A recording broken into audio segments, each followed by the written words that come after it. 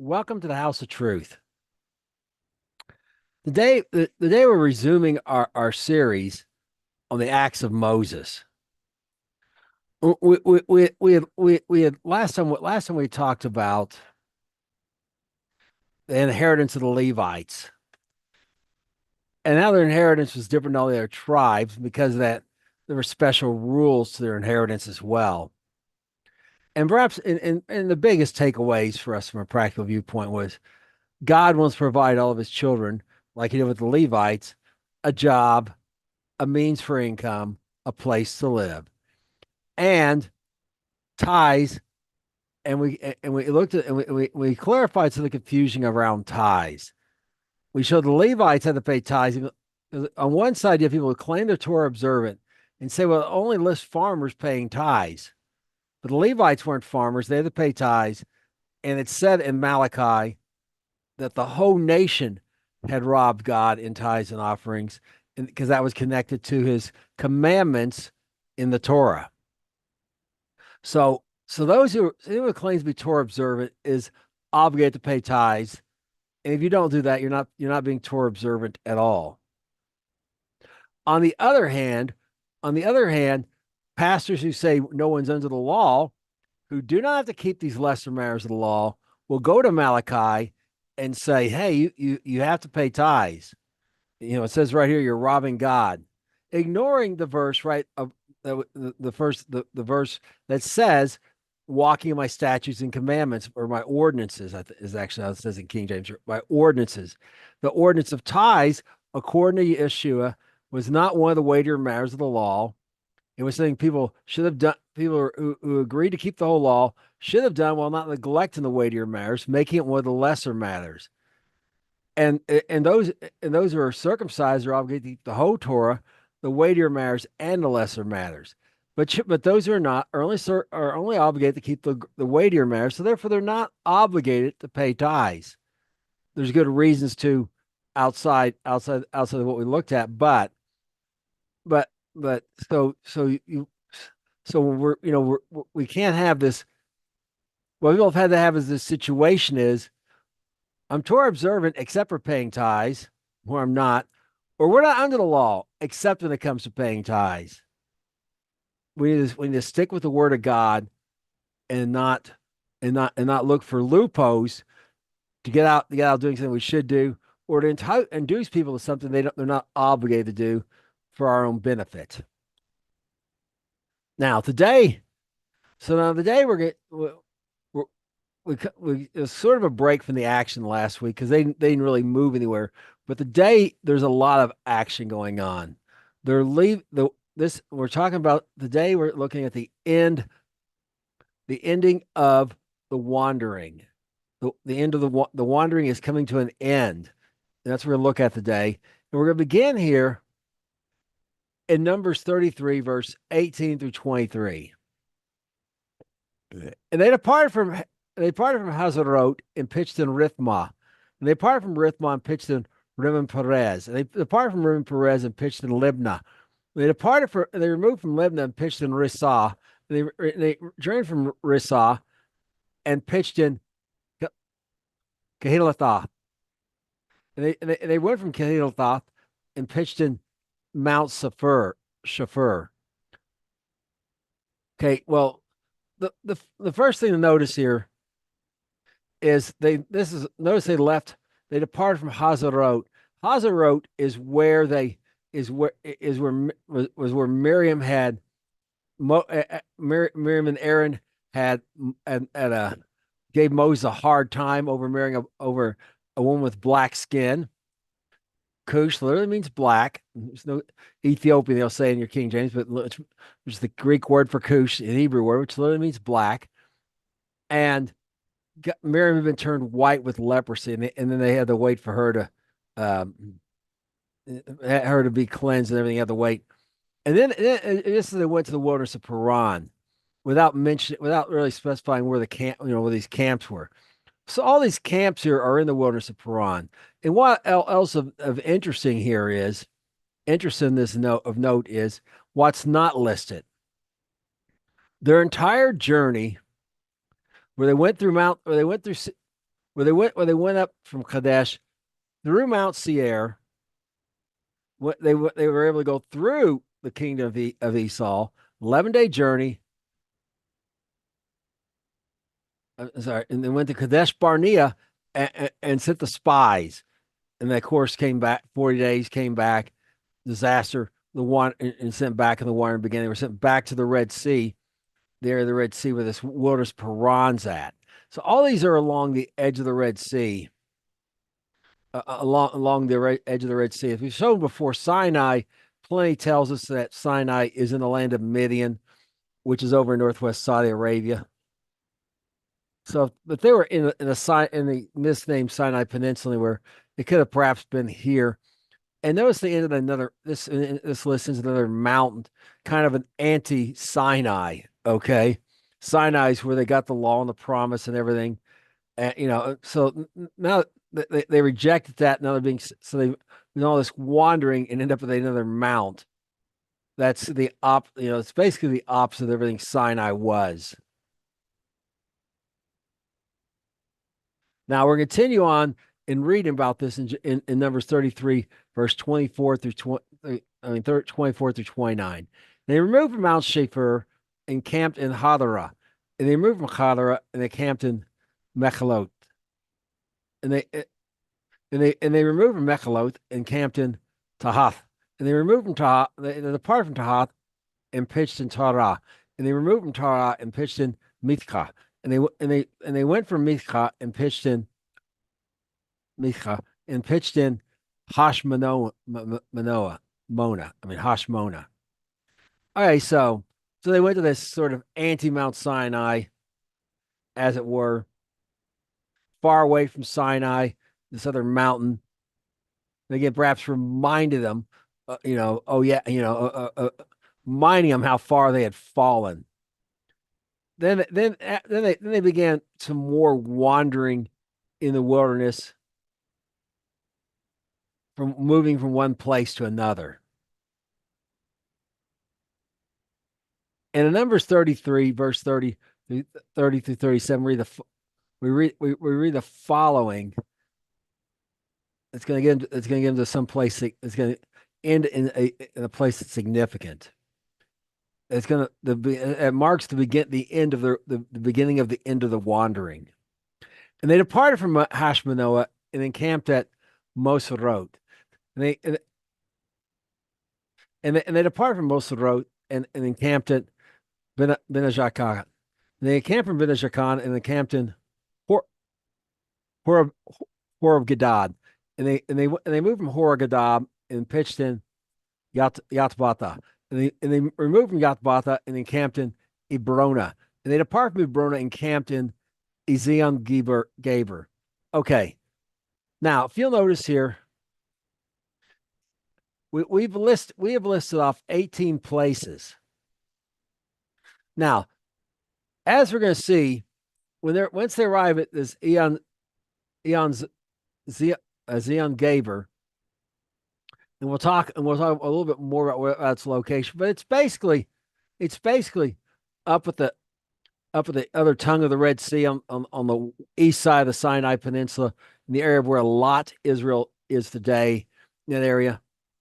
And they've left the wilderness proper at this point. They're actually at the edge of the land of Edom. And they were at the edge of the land of Edom before, when they went through Mount Seir, passed through Edom, 11-day journey to Kadesh Barnea, so they could go into they sent scouts into the promised land. Well, now they're being brought back to roughly the same area again, where they had failed. But 38 years have passed, and we've seen there's been 18 of these places where they pitched and camped at. So roughly, now the word tells us they may say just a few days at one, or maybe a long time at another. But on average, they were each one of those 2 years and 6 months. 6 weeks. Okay, so like 2 years, a month, and a couple of weeks or 10 days or so on average. And all these places, those of that generation who were not going to the promised land were dying. and they were buried there, and every time they moved to somewhere else, that's it. No, they may have put up a stone or something, probably, possibly, but no one's ever going to visit it again.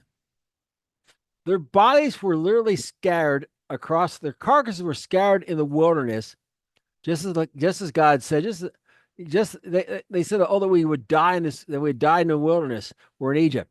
Well, so they died in the wilderness according to their own word, and their bodies were, and their carcasses were scattered in the wilderness as God had said over these 38 years. But the time's not quite over yet.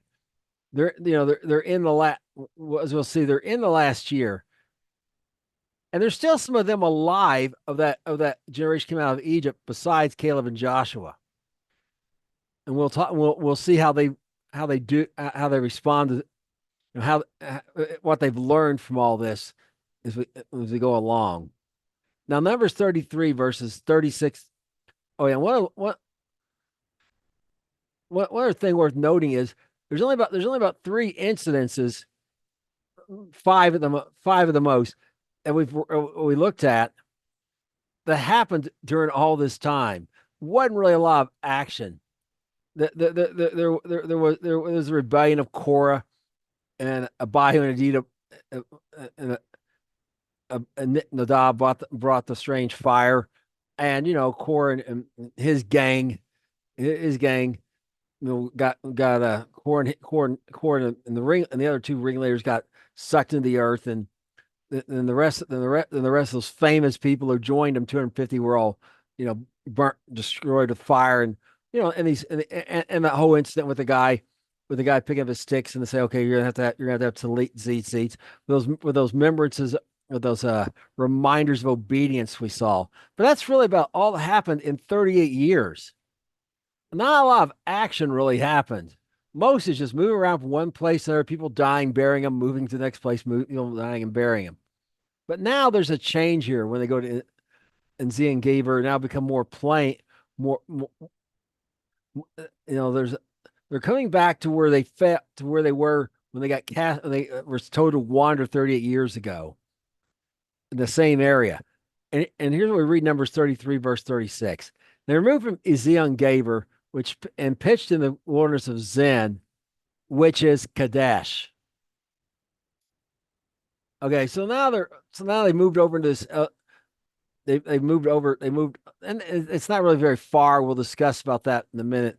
But they've gone to this area. He's on Gaber. There's actually a city, kind of a townlet area, and they've moved out, and they're outside here. They're out in the wilderness, the unoccupied area. Okay, that's not far from there, but so they've moved on, and now they're in the land of they're in the territory of Esau. They're in the land of Esau, the Edomites, the land of Edom. And the Lord had prepared the land before them while they were off wandering in the world, while they were off in Egypt and stuff. He prepared this area for them as a place of passage for them. And here we read in Deuteronomy 2, verse 12, how he did this. The Horims dwelt in Seir before time, but the children of Esau succeeded them when they destroyed them from before them and dwelt in their stead, as Israel did in the land of his possession, which the Lord gave them. Okay, just as Israel is going to do under Joshua later after they enter the land, this had already happened under Esau and his descendants in the land of Esau. Horim were giants. They were giants, and it's Mount Hor. Mount Hor was their stronghold once upon a time. It's on the edge of Esau, of the land of Edom. We'll talk about that later.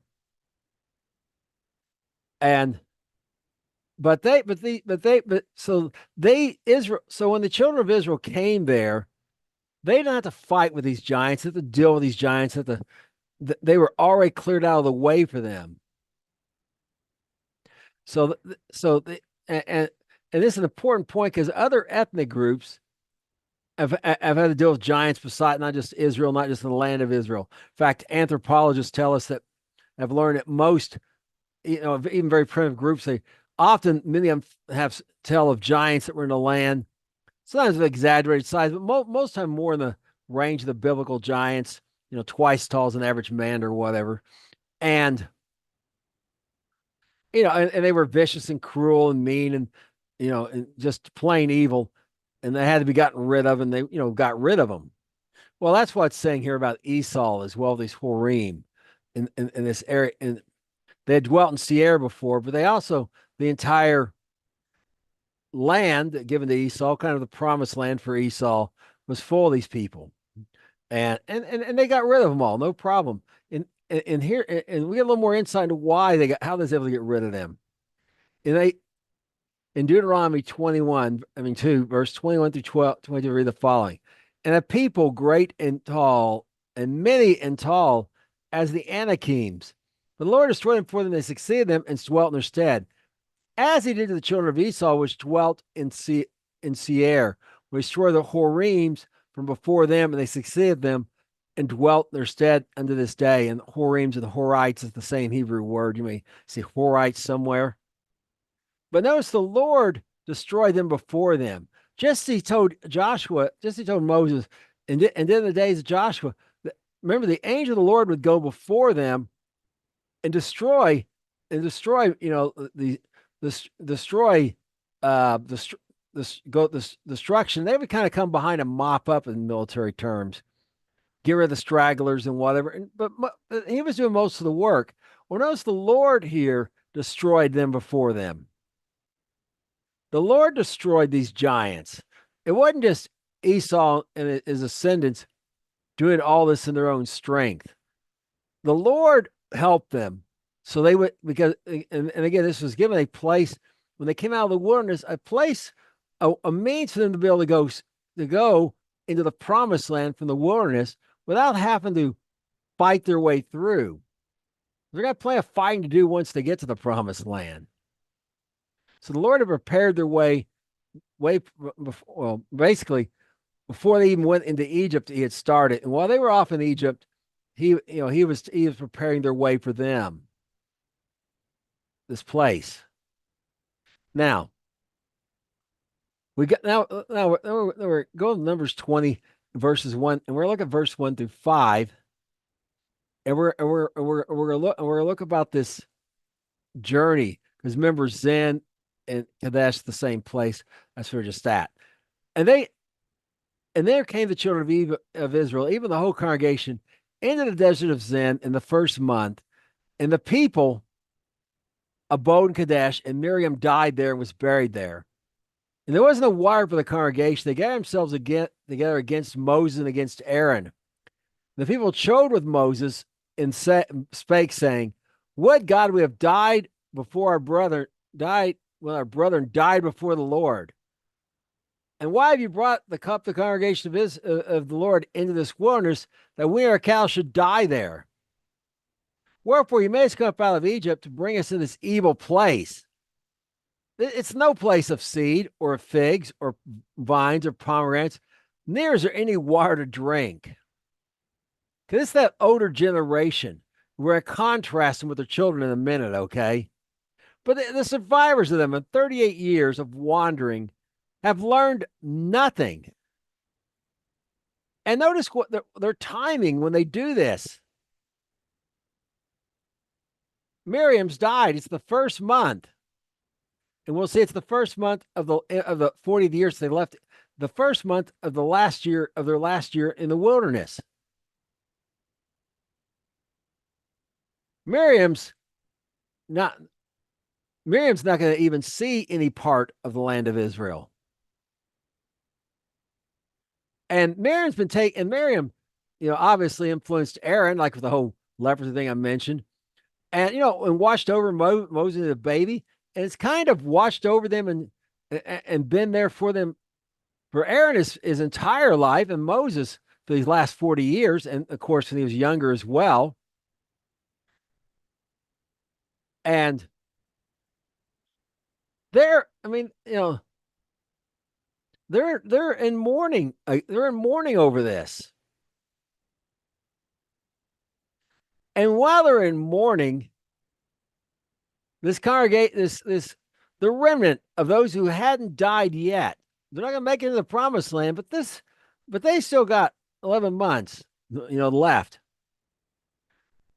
Look at this. They're not grateful that God gave them an opportunity 38 years to see their children grow up, their grandchildren grow up, and maybe even, they wouldn't see their great grandchildren, but they can help, perhaps hold their great grandchildren, in some cases.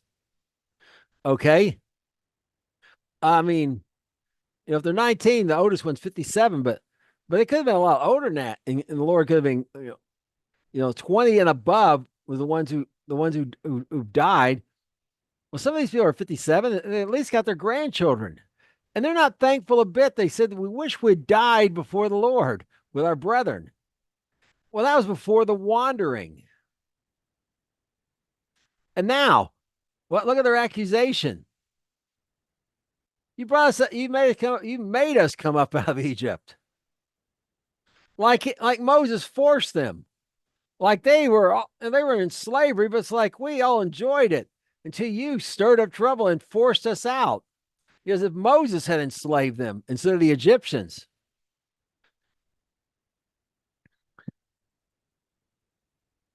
And notice you brought the congregation of the Lord in this wilderness as if God had nothing to do with it. Okay, that same accusation they had made before against Moses when they were told they were going to have to wander. They've learned absolutely nothing. And notice this evil place, and notice what they're talking about there. They're not in the promised land, and they're not going to go into the promised land. But they're stubborn and rebellious to the end. They're in the wilderness of Zin at Kadesh. Moses didn't tell them it's the promised land, and they're kind of mocking. Where's all these things you promised us? Well, the truth is they're not going to get the things that were promised because they were not faithful. But God will give them to their children because He is faithful. And this leads to one of the saddest incidences in the entire Bible, as far as I'm concerned. Well, we'll see as we continue on here, Numbers 20, verse 6 through 9. And Moses and Aaron went up from the presence of the assembly to the door of the tabernacle of the congregation. And they fell on their face, and the glory of the Lord appeared to them. And the Lord spoke unto Moses, saying, Take your rod and gather the assembly together. You and Aaron your brother, and speak to the rock before their eyes. And it shall give forth this water, and you shall bring them out. And you bring forth to them the rock out, water out of the rock. So you shall give the congregation their beast drink. And Moses took the rod from before the Lord as He commanded him. Okay, I mean, I don't know. There wasn't even a year left. If I was the Lord, I'd have had it with him and just swiped out the rest of that generation right then and there. But their children, everyone else does need drink. I mean, that is their only valid point of the whole thing is they need water. And remember, they complained they had twice before they'd done this at Massa and at Sinai. But now the same complaints again. God provided both times. And yet their stubborn heart of unbelief didn't believe He'd provide yet again. Because as we saw when we were studying about reminders of obedience, that ultimately miracles will not cure unbelief, because unbelief is ultimately driven by a rejection of the commandments of God. If you believe it's His word, then you got to obey those commandments, or you're in deep trouble. So people will lie to themselves in unbelief, and that's what's going on here. And this time, God just tells Moses to provide him some water. Okay, because again, their children who God intends to bring into the land are going to need the water, and the instructions are very specific. Just speak to the rock. You don't have to, And this is not the same rock he struck in Sinai. It's not in the same location, but it's to remind him of that rock in Sinai. There's a big rock sitting out there somewhere, and he just go speak to that, and this rock's gonna bring forth water. Water's gonna come out of the rock. And Moses goes to do that, but unfortunately, he's had it, and it gets the better of him. Here in Numbers 20, 10 through 13, we read this. And Moses and Aaron gathered the congregation for the rock, said to him, "Hear you now, you rebels. Must we fetch water out of this rock?" And Moses lifted up his hand, and with his hand he smote the rock twice, and water came out abundantly. In the water the congregation drank, and their beast also. And the Lord spoke unto Moses and Aaron, and said, "Because you believe me not, to sanctify me in the eyes of the children of Israel, wherefore you shall not bring this congregation into the land which I have given them. This is the water of Meribah, because the children of Israel strove with the Lord; he was sanctified in them." Okay, these waters of strife again. Some of the Massa. When they first got in the promised land, 3 days after they watched the Egyptians drown, they had strove with God over water, and they're doing it at the end. And as he sanctified them, he provided water for them. One last proof that he was there taking care of them, despite their stubborn, rebellious hearts.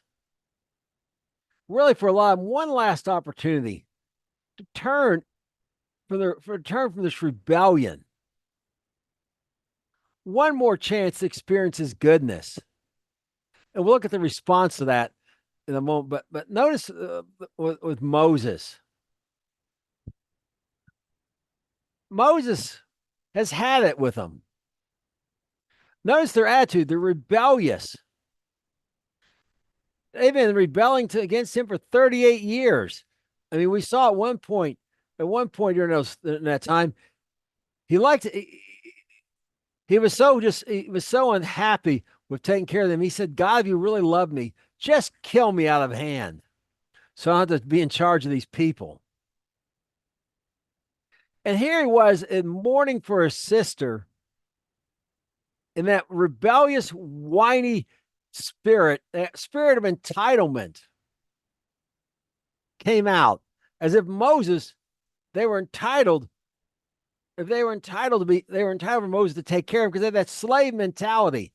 With the slave does have some entitlement. The master has to feed them if he wants to keep them, if he wants to keep them. He has to provide for them drink and water, food and water, etc.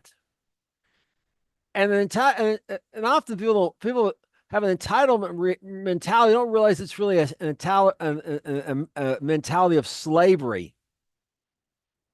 Not fending for yourself, which is what you have to do if you're a free person.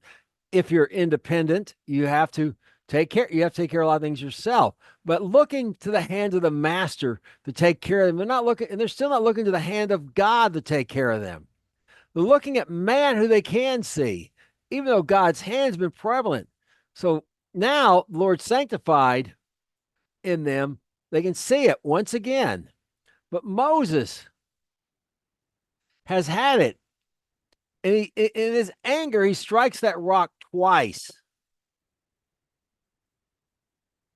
Now, notice Moses and Aaron are both in trouble. You believe me not. You may say, well, why is Aaron in trouble? Because Aaron was standing right there and did nothing to stop Moses. If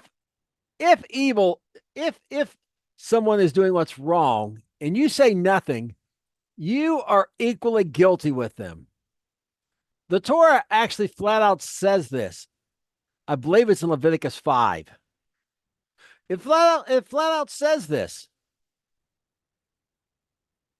The world's like they'll tell kids, don't be a tattletale. Oh, don't go tell the authority someone did something wrong. When the Bible says, actually, if you don't go tell the authority when someone's doing something wrong, to put an end to it, or for it to be punished or whatever, you are co-guilty with them. Aaron was co-guilty with Moses. Moses was an act of commission. Believe me not, why? He didn't just speak to the rock. It's his actions that showed obedience or a belief or not. There's no, I believe what you say, but don't do what you say. And notice we fetch this rock as if Moses was responsible. I mean, yeah, the congregation looked to Moses, but Moses had been the humblest man on earth. But even he had a limit, and they had went over it. They're 38 years of their complaining and whining, and he's in mourning over his sister, and he just snapped, and he didn't do what was right. And there's an important lesson for us as well. People may be like, "Well, God, you don't know what kind of pressure I was under," and start making excuses. Moses didn't make any excuses here. I want you to notice he hadn't lost the humility completely, altogether. He just, in a moment, let his better judgment, and Aaron did nothing to stop him. So they're both going to get this. They're both going to be not going to go into the promised land. Moses for his sin of commission, Aaron for his act of omission.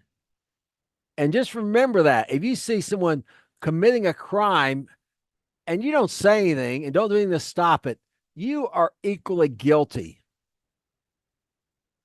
It's the world system that says don't tell any of the authorities, don't be a snitch, whatever. But to love the way of the world is to hate the ways of God, who says you have to do something to stop it, whatever's in your power. Or at least report it if you couldn't do anything else about it. Now, we continue on Deuteronomy 2, verses 1 through 5. And we're going to start looking at what happens after this incident there at Kadesh. The mourning from Miriam, etc. And they were there many days. So it's the last verse of Deuteronomy 1 tells me there were many days. And we turned and took our journey into the wilderness by the way of the Red Sea, as the Lord commanded me, and we passed Mount Seir many days. Lord spake to me, saying, you have compassed this mountain long enough, or we've compassed it. You've went around it. You've went around this mountain long enough, turn you northward. Command you, the people, saying, pass the coast your brother, the children of Esau, which dwell in Seir, and they shall be afraid of you, and you shall take good heed to yourselves, therefore. Meddle not with them, for I'll not give you of their land, not so much as a footbreadth, because I've given Mount Seir unto Esau for possession. Okay. So they were in Kadesh, and they started going along the Red Sea. And remember, so now they're going a little southward down the Red Sea. Why? Because they're having the compass around Mount Seir. They're having the compass around the land of Esau. Go around. They can't go through there as they did before. We'll look at why in a moment. Okay. But now God's given them instructions to turn northward. So that, perhaps they haven't even tried. Now they're going to be they go northward, but they're not to take possession of the land of Esau. And notice your brethren. And they'll be afraid. So therefore, take heed what you do. Don't provoke them. Don't give them a reason to be, they're already afraid to think they have to fight you. Okay. Because they're already afraid of you. But notice, and you're not going to get their land. Now notice, it's for possession. And as we showed before in our series about the days of the millennium and etc., the days of the kingdom of Messiah during the millennium, the land of Esau, the remnant of the Edomites, those who are accepted are going to be absorbed into Israel, but the land of Mount Seir and the city there is going to be destroyed. The land around it, the entire land of Esau, is going to become a wildlife refuge, for lack of a better term there. Okay, that's probably the best accurate, most term I can give you, but never becomes part of the land of Israel. And you may have seen these maps they got land of Israel going up way up north, practically to Turkey, in a straight line. A border just ran along the north there, and down to Egypt, and down to the Nile River and the border, and all the way over to the Euphrates River and everything in between there. And some even show Saudi Arabia, the land of Ishmael, as being no. That he's not even going to give Israel ever so much as a footbreadth of the land he gave to Esau.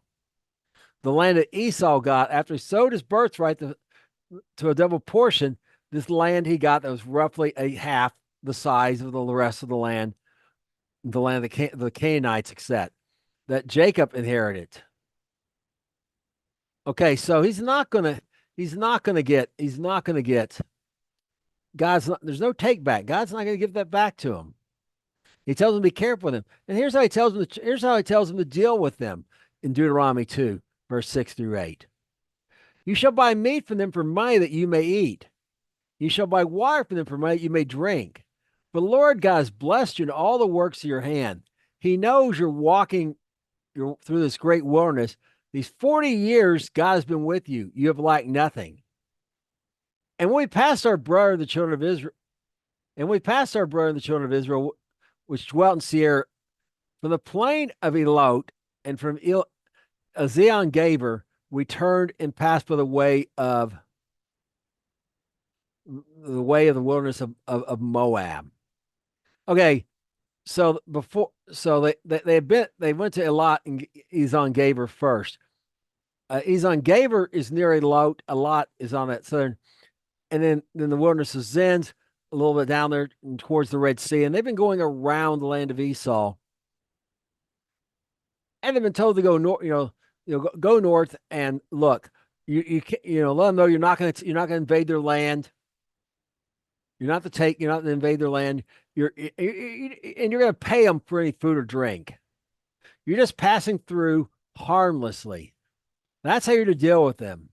You tell them to be careful how you treat them.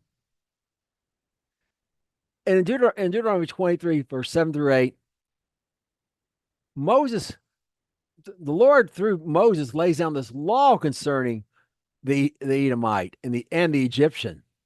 You shall not abhor the Edomite and the Medianite, for he is your brother. You shall not abhor an Egyptian, because you as a stranger in his land. The children begotten of them shall enter the congregation of the Lord in their third generation. Okay, so there's some rules about them. There's some other groups that have some different rules, like can never enter, accept, or whatever, 10th generation. But these are the third generation. And the reason why Esau is the brother of Jacob, he is also the seed of Isaac. Not the seed Messiah would come from, but nonetheless still the seed of Isaac, the firstborn. Your brother. You're not to treat him as if he's not part of the family. Okay? You're not to abhor him. And therefore, you're not to try to take his land, etc. He's not the Canaanites who they were to abhor. Okay?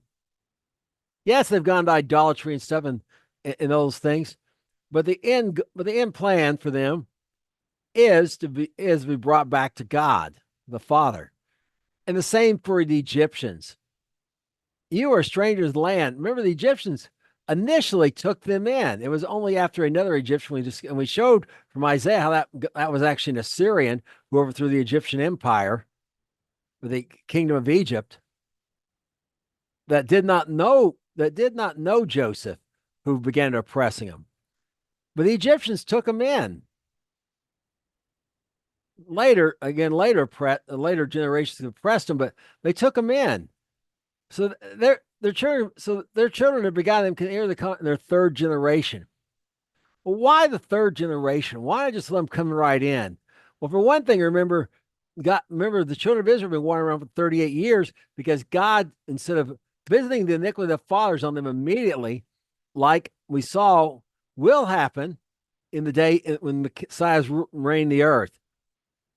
He instead he visited the iniquity of the fathers to upon the children to the third and fourth generation.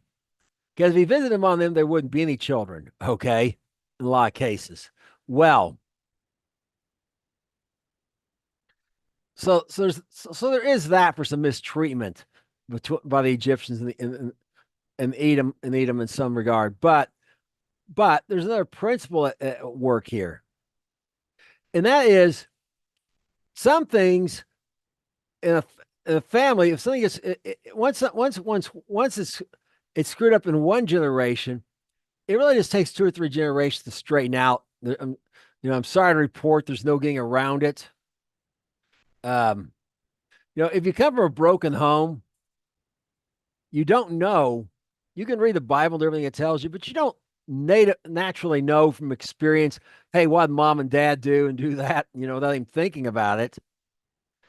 You can start again, you can read God's word and start applying it and doing and putting those principles, but it's not going to be to your grandchildren, maybe, where it's just kind of ingrained in you. Okay. Where it's just kind of ingrained in you, where you're not, where it's just, it's just, oh, it's just all they've known, as it were. Okay. Well, that's the ideal here. That it's a matter of going to take two or three generations to get Edom out of the Edomites, that remnant of the Edomites. Those ways of Edom they learned from Mount. Remember, Seir was a Canaanite. It was a Canaanite woman that area first, and Edom liked the area and moved, and married his daughter and moved in there too, and helped. And between them they got rid of them. And Edom, remember, the Edomite is the descendants of Esau plus the descendants of Seir. They had dukes for each of them, but together they formed this country, Edom. And you're not, so they're not to be. So it's going to take it's going to take that third generation before just doing the things the Lord's ways, the natural way, the way they've always known, except it's just the way it is. And the same thing with the Egyptian. Look, God took the Israelites out of Egypt, but that first generation for Joshua and Caleb, Egypt didn't come out of them. Okay. And we saw it some of these things from Egypt carried out many generations later as well. It just takes a while to learn. It takes several generations, but it takes three generations. Where to the third generation, again, if you've been walking the ways of the Lord, that third generation, that's all they've known. They don't have these issues to deal with. Again, I wish it could be different, but it's just not. It's just the way it is. Now, something's broken you when your family's broken when you're young, and God can restore you and give you and set you up your own family. You get when you grow when you're and get married and accept, but that tear's still there, and that's the ideal here. Is the you can do things, but it's just a struggle because it's contrary to the way you were raised. Now, in Numbers 14 through 17, read the following, and now we're going to read about them putting into action and how that works out. What God said, because remember, He said you're not going to invade their land, you're not going to take it from them, it belongs to them. You're just going to offer. You're just going to tell them you're going to turn northward, take the shortcut through Edom, like they'd done before, and buy food, and pay for your food and drink. So Moses now is going to put that in action here. They sent messengers from Kadesh unto the king of Edom. Thus says your brother Israel, all the travail that has befallen us. Our fathers in Egypt, and we dwell in Egypt a long time. The Egyptians vexed us and our fathers. We cried unto the Lord, He heard our voice, sent an angel, and has brought us forth out of Egypt. Behold, we are in Kadesh, a city in the othermost part of your border. Let us pray, I pray you, let us pass, I pray you, through your country. We'll not pass through the fields, through the vineyards, neither will we drink the water of the wells. We'll go by the king's highway, we will not turn to the left or right until we have passed by your borders. Okay, so of course we understand the context and they're passing through, they're going to do this. And they'd done that before when they went to Kadesh Barnea, we saw. They had passed through by way of Mount Seir to Kadesh Barnea, an 11-day journey. So, this is the first month, so they can the first month when Miriam died. So, they can be up there they can be up they can be there at the edge of the promised land by the second month, or well, they're going to stop for Passover. But still by the third month for the when the barley's just been harvested and the wheat harvest is beginning, they can be up there. They can just cut through Edom. But they're gonna have a problem here, and that's what we see in Numbers 20, verses 18 through 22. Edom said to them, "You shall not pass by me unless I come at you against you with the sword." The children of Israel said to him, "We'll go by the highway, and if I and my cattle drink water, I will pay for it. I will only, without doing anything else, go through on my feet." He said, "You shall not go through." And Edom came out with him against much with a strong hand. Thus Edom refused to give Israel passage through his border. Therefore Israel turned away from him.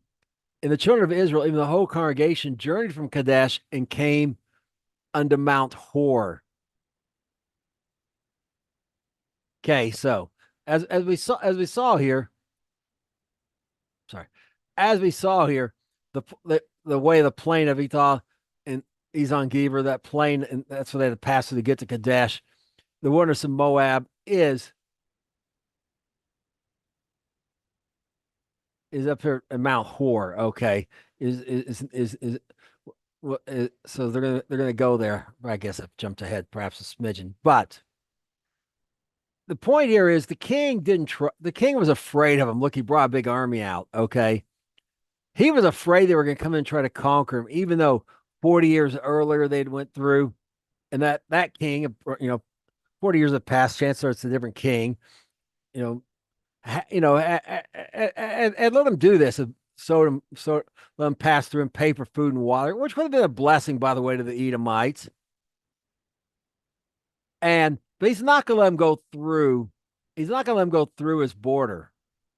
Okay, he's not going to let them go to the middle of his country up there because he's just afraid they're going to do this. And he perhaps knows nothing about God telling him not to take so much of the foot of the. God's not giving him even a foot breadth of his land. But if he did, he probably wouldn't trust him to obey God. And who could blame him? They haven't obeyed God the entire time under Moses. I wouldn't, I wouldn't trust him either. Quite frankly, they've not proven themselves trustworthy, even if he had known that. So they're going to this Mount Hor. And now, as I brought out here, it's on the edge of the land of Edom, right up at the border of Moab. In Numbers 33, verse 37, we read this. They moved from Kadesh and pitched in Mount Hor in the edge of the land of Edom.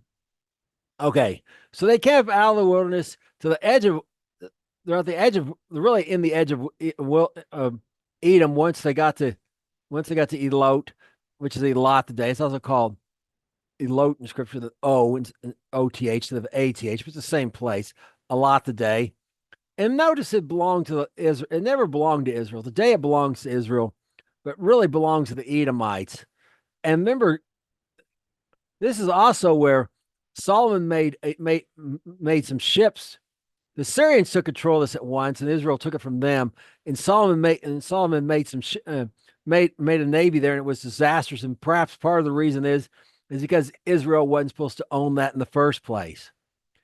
And really, today it wouldn't be any different. Israel really has no right to own Elot because that's inside the land of Edom, as was kind of brought out in our text. Okay, so they're on the edge of the border. So they're on the edge of the land of Edom, in the edge of the land of Edom. So they've been allowed to go around the edge, not take the nice highway, but walk. There's no road here where they're going, but walk around the edge of the land of Edom.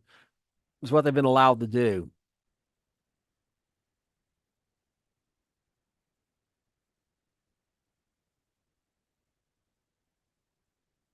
Now, in Numbers 20, now until they get to this Mount Hor, now we're going to look at that. Remember, and their ultimate goal is the borders of Moab, but they're close. And remember, Hor. Notice Hor Mount Hor, like the Horites. Okay, this is their stronghold that was on the far end of the Sierras in the middle of the land of Edom. Mount Hor's over on the eastern edge over there. They've been going northward now. They had to go southward along the sea to the Zen, then over eastward, and now then up northward as they go around the land of Edom. And Aaron, here's what they said when they get to Mount Hor. Aaron shall regard his people. The Lord spoke to Moses and Aaron in Mount Hor by the coast of the land of Edom, saying, Aaron shall regard his people for stumbling to the land which I have given the children of Israel, because you rebelled against my word at the water of Meribah. Take Aaron and Eleazer his son and bring them up unto Mount Hor, and strip Aaron of his garments and put them on Eleazer his son, and Aaron shall regard his people and shall die there. Okay, so Aaron's not even going to be able to see. He's not even close enough to see into any part of what Israel is going to possess. Not even what's over on the East Jordan. Not even the part he saw before, perhaps when Kadesh Barnea. They could look across there and see it, or and see perhaps some of it off in the distance or whatever. He's way too far for even that. But they're getting close to the land. They're getting close to the promised land. That they're leaving the wilderness. They really have left it once they got to the edge of the land of Edom. But they're in a different wilderness now. They're getting ready to leave the wilderness permanently. But Aaron's not gonna do so because again, his sin was a sin of omission. He rebelled against the word of the Lord by not stopping Moses from obeying. Your silence is consent. The Bible makes that plain over and over again. His silence was consent, and therefore he's being punished as Moses was. And he's being and he's the older brother, and he should have stopped. He had extra responsibility, so he's going to die first, without even being able so much as see into any part of where the land that's going to become the land of Israel. So there's the instructions. Aaron's you're gonna take them up to the mountain. You're gonna take the priestly garments off Aaron, put them on his son, so everyone knows that Eleazer is Eleazer is the next high priest. Then Aaron's gonna be gathered his people and shall die there. He's gonna die there. Gathered his people means his spirit's gonna go. His spirit's gonna go to that place where the Lazarus went, and Lazarus and the rich man. He's gonna be gathered. His spirit's gonna go down into the Abraham, the bosom of Abraham, paradise in Sheol. That's what this is talking about. But his body's gonna die there. Okay. So when your spirit leaves your body dies. That's the way the word of God says it happens. Now, we continue on Numbers 20, verse 27 through 29. And Moses did as the Lord commanded, and they went up the Mount Hor in the sight of all the congregation. And Moses stripped Aaron of his garments and put them upon Eleazar his son. And Aaron died in the top of the mount, and Moses and Eleazar came down from the mountain. And with all the congregation saw that Aaron was dead, they mourned for Aaron 30 days, even all the house of Israel. Okay. So Moses, ever humble, did exactly what God said to him to do, even though it's his brother. He knows 3 of them are going up, only 2 are coming down. Okay. And why Eleazar? That's his oldest remaining son. Remember his oldest 2 sons, who both had the right, who were both in line for the blessing, the right to rule, or the right rule over your father's descendants, died. So the blessing and the birthright also passed down to Eleazar. It was his to lose. He didn't do anything to lose it. So now he's becoming the high priest. Okay. So that's why Eleazar, not his other son. It's just really just simple as that. He was the oldest living son. So notice he died on the top of the mount, another mount. Just like it went up to the top of the mount on Sinai. in the Mount Shafir, kind of at their peak of being in the wilderness, to remind them of their rebellion. Well, now there's another mount here, Mount Hor, the former stronghold of the Horites or the Horim. Or again, words are used translate both ways in English sometimes, but the same Hebrew word. He's there, and they come down. And notice everyone's mourning for 30 days, even all the house of Israel.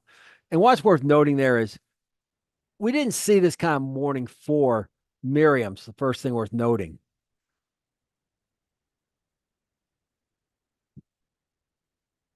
But there's another important aspect to this.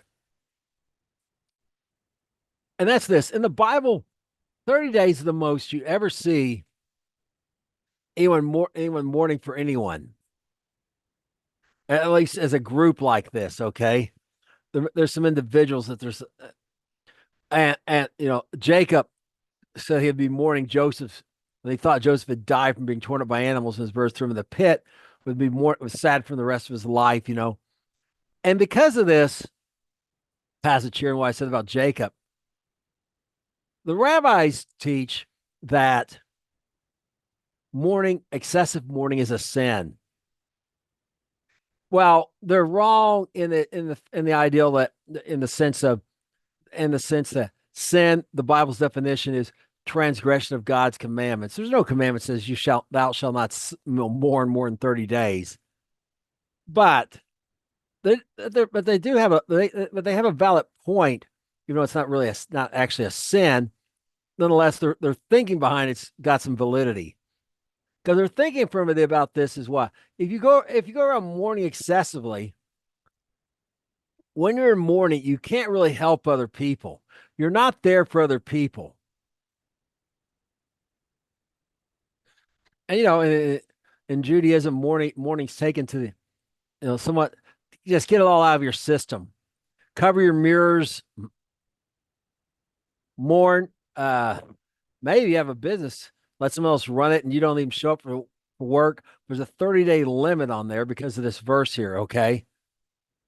And and as we saw in the New Testament, they even hired people would even hire mourners to mourn with them. And the Word of God does tell us to mourn with those who weep with those who weep. And that's what it's talking about. But if you don't have anyone else do it, for whatever reason, you hired people.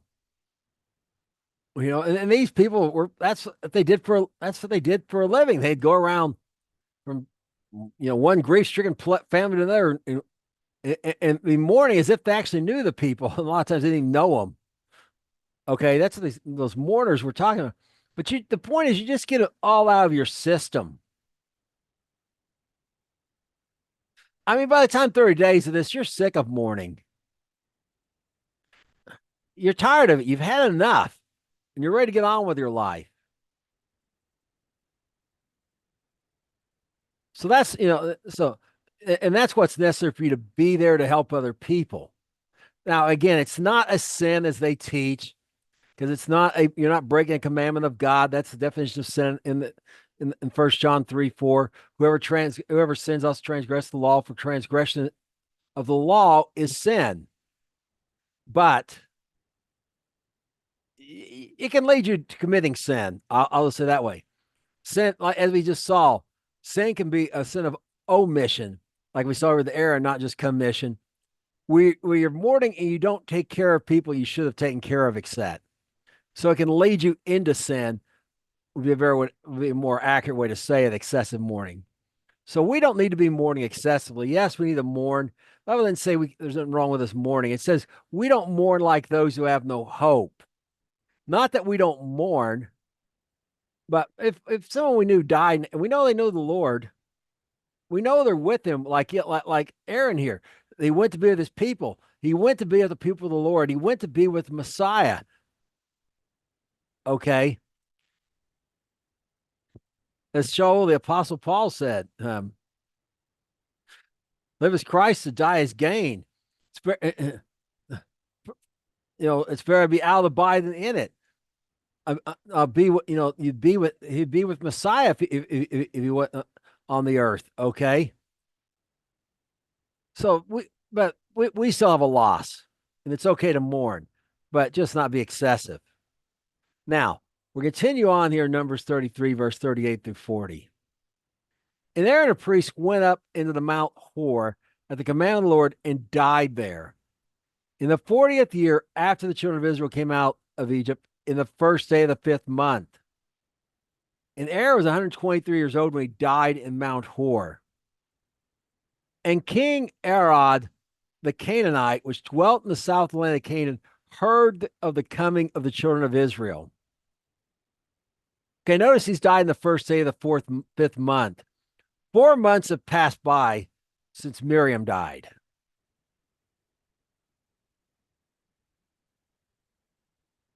I guess he probably would have died sooner if they'd went this direct route because it had only been 11 days, but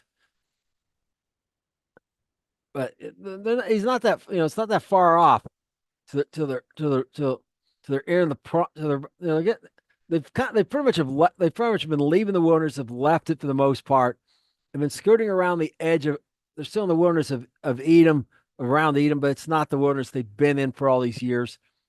And it's getting ready to all become a memory, but he's died. And he's 23 years old. He's 20 and 3 years old when he died. And Miriam, if I remember right, we were told is the oldest. We were told was the oldest. Definitely older than Moses. It's older than Aaron too. Yes, we brought that for her. She was, maybe 125 or something. Okay, he's 123. He's 3 years older than Moses. And they're mourning these 30 days. And while they're mourning, this King Arad, the Canaanite, hears they're coming for him. He dwells in the south land of Canaan. He's heard, and he knows that he's undoubtedly heard when the scouts were there before, except sometimes people say spies, but literally it's the scouts in Hebrew, and that's what they did. They scout the land. They're coming for him, and they're in mourning and in a weakened condition. And now we're going to look at his response to that here in Numbers 21, verse 1 through 3. And when King Arad the Canaanite, which dwelt in the south, heard tell that Israel came by the way of spies, they fought against Israel and took some of them prisoners. Israel vowed a vow to the Lord and said, if we indeed deliver his people into your hand, if you will indeed deliver this people into my hand, then I will destroy their cities. And the Lord hearkened to the voice of Israel and delivered the Canaanites. They utterly destroyed them in their cities, and he called the name of the place Hormah. And there's that connection to Hor again. You notice the Hormah. Okay, so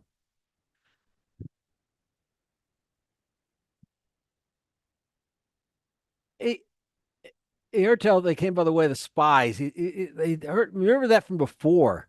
So in their weakened condition, he is attacking them, and this is payback. Okay. As I said before, payback can be terrible. Remember, Moses and Aaron were in this mourning over Miriam, and what happened? They were attacked by the remnant of that whining generation of people who felt they were entitled. Okay, who were entitled, that entitled generation, kind of like a lot of baby boomers. And not saying all, but a lot of baby boomers have had that entitled mentality. And they kind of that attitude. And now they are attacked in their mourning. That's come back on them. But notice when it says Israel, well, it can't be them. They cannot go into the land of, God said, you're not going to see the land of Canaan. They cannot go into it, but their children can. And this Israel it's talking about is their children, that next generation. If they were the baby boomers, this is generation X, okay? And notice they don't have that entitlement mentality. They have that. It's up to I'm going to do something about this mentality. So you deliver this people into my hand. They say to God, remember this king took prisoners just like Hamas did. And perhaps for the same ideal, he's going to negotiate something with them. But God said, don't make any covenants with them. So they take action instead of being entitled and whining and weeping and doing all those things that generation who's been dying in the wilderness, even along the way here, even as they're leaving the wilderness, are still whining and complaining and dying. They have an entirely different attitude about them. And God did his part, and they did their part. They got back their prisoners. They totally killed all the Canaanites and destroyed all their cities.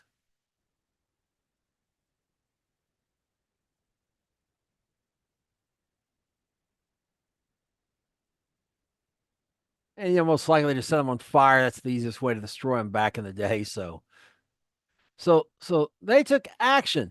This generation that Joshua's going to lead in is not like the one that came out of Egypt. They have been in the wilderness for 38 years, some of them their entire life, and they've had it.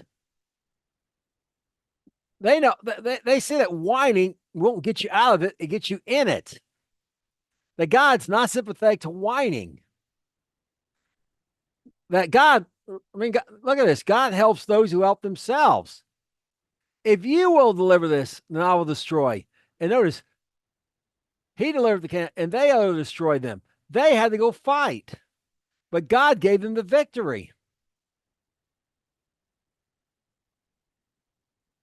Again, not that entitled thing, not that I don't want to do nothing. God, I don't want to sit back and let God and watch God just take care of everything mentality. No, we're going to work with God. We're going to fight. God's going to give us success. An entirely different mindset, because they weren't going to repeat what the previous generation did. They had them wandering in the wilderness their entire lives. They've had enough of that. They want something better, and they're going to do something different.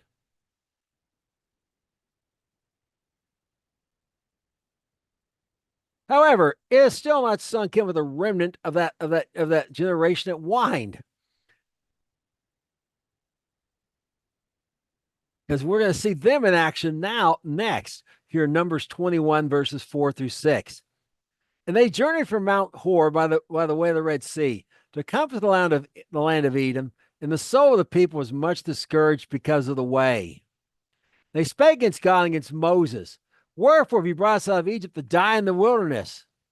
For there's no bread, there's no water, and our soul loathes this light bread.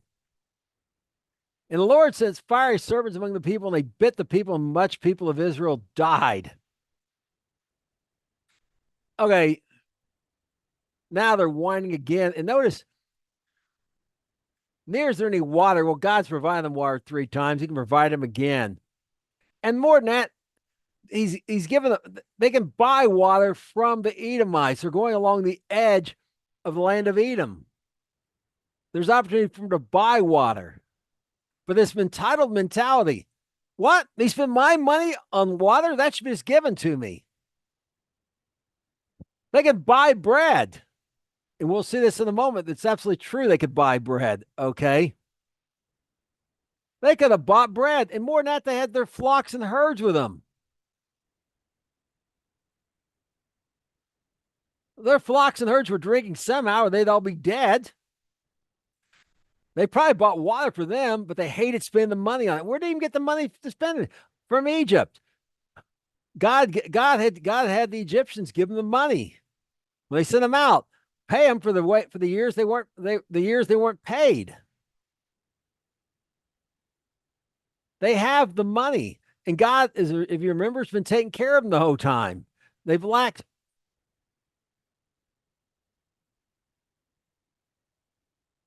The Lord has blessed you in all the work of your hands, and you've lacked nothing. They have absolutely no basis for their whining here. But that is who they are. Whining people who think they're entitled to get what they want without any cost or effort. And God's had it with them. Notice he sent fiery serpents among them, and they bit the people, and much people of Israel died. He's going to let them live a few more months. So they got to the edge. He just said they weren't going in. But 38 years of wandering in the wilderness, they couldn't learn their lesson. Got this entire, and notice they're also speaking against Moses. They got their eyes on man like always.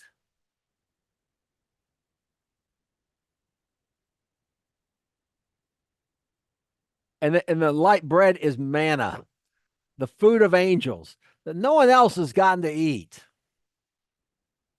Again, they have other options, but they're just whining. We don't, we don't got what we think we deserve. When really they're getting they're not. They've got God's given them better than they deserved. We continue on in Numbers 21, verse 7 through 9. There, when the people came to Moses, said, "We have sinned, and we have spoken against the Lord and against you. Pray, Lord, he would take away the servants from us." And Moses prayed for the people. And the Lord said to Moses, "Take you a fiery serpent and set it upon a pole, and it shall come to pass that when this is bitten, he shall look upon it and live." And Moses made a serpent of brass upon a pole, and it came to pass the serpent had bitten a man. He beheld the serpent of brass. And I'm going to talk about this fiery serpent here for a moment. These fiery serpent. What's it mean by that? It doesn't necessarily mean that they were covered in fire, moving around. More likely a reference to their bite. The St. Paul, the Maltese viper. The last which one was saw, I believe, 18. Last one was seen was 1885, I think 1884, at St. Paul's Bay in a pile of brush. It's like described where one came out and bit Paul. Is now extinct as far as we know. But there's another island that's over that. It's a nearby island. It's got a similar bite. It's similar related. And they're known for when they bite. Remember, it says Paul felt no harm and shook his hand. Well, that's because their bite was fiery. They were known for not just, the deadly poison that would kill people quickly, but it was very painful as well. Well, that's what it's talking about. These are very painful snake bites. Feels like not just venom's going in, but you're being injected with fire. Okay. And of course, it's a picture of Satan when it's all said and done. But picture it's a result of their sin. And they recognize that we have sinned. We have spoken against the Lord and against you. And there's an important point right there. And pray the Lord he take away his serpents. They had to confess their sins to be forgiven. And not just to God, but to the people they sinned against. And if you've sinned against someone, if you've committed a sin and you've sinned against somebody, and if it's possible, like they're not dead, it's not enough for you to tell God, "Look, I've sinned. I did what was wrong." You have to tell the people as well. It's just like what Messiah said. And their job is to forgive you, which is what Moses does here. Okay. And Moses prays, and now he puts that that serpent of brass on a pole. Now, that serpent of brass was not an idol. They made it one later, and King Hezekiah destroyed it. They started looking upon it like it's what cured them. What cured them was their obedience. They had to actually do something. They had to look upon it. And when they got bit by the snake, it wasn't like, they had a certain amount of time between snake bite, hurt like the dickens, and death. Okay. They had to look on it. And this is people going like, what we have to do something? That's a works-based salvation. Yeah, they had to do something. Now they couldn't solve their own problem. They couldn't cure the snake bite. Metaphorically, the cobra bites, you're going to die. Okay. Well, these weren't cobras, most likely. the other snakes we know have bites like this are vipers, so they're probably some sort of viper. But whatever the case is, they had to do something for their salvation. And so do we. We have to believe God. We have to confess with our mouth. And our confession can't just be lip service. Jesus said, "If you, why do you say to me, Lord, Lord, if you don't do and not do the things I say? If you love me, you keep my commandments." We have to obey God as well, and so did they. So this idea that you can have faith, salvation without doing any kind of works at all is just really not, there's no foundation for scripture in it at all. It's only a twisting of the words of the words of Paul without considering the context of the whole Bible. And Paul's point is you cannot save yourself, as they couldn't. But they couldn't, God did for them what they could not do, but required them to do something to show faith in him that they could do. And that's what saved them was the act of faith. But they had to act on it or they died. Now, remember they're on their way to Moab, and we're remember Hor's out there on the eastern edge of Edom. So they got a little bit wet to go to get to Moab, where they're headed towards. And here's what we read here in Numbers 21, verse 10 through 11, after this entire incident, with Aaron dying, being attacked, and this fiery serpents. The children set forward and pitched in Oboth, and they journeyed in Oboth and pitched in Ishabarim, which is in the wilderness, which is in the wilderness before Moab, towards the sun rising. Okay, so it's on the eastern edge. It's in the wilderness, which is before Moab, on the eastern edge. So they're kind of right down, So Edom and Moab kind of got this eastern, got this border. They share, cuts across east to west. So Moab on the north, Edom on the south. They've been going north, as the Lord said, along the eastern border. Now they're right there at the wilderness that's connected to Moab. And here in our itinerary, it tells us about, we read about two of them, but there's a couple other places they went between Oboth and Ishabarim. And they departed from Mount Hor and pitched in Zalmona. And they departed from Zalmona and pitched in Punon. And they departed from Punon and pitched in Oboth. And they departed from Oboth and pitched in Ishabarim in the border of Moab. Okay, it took them 4 months to get to Mount Hor. And they, complained about that also. But they weren't going in, the people who complained, by the way. Going around actually caused them to live a little longer on the earth. But they went to these other two. They went to these other two places that aren't mentioned, other than here, just to let us know. So they couldn't have been in these places very long, because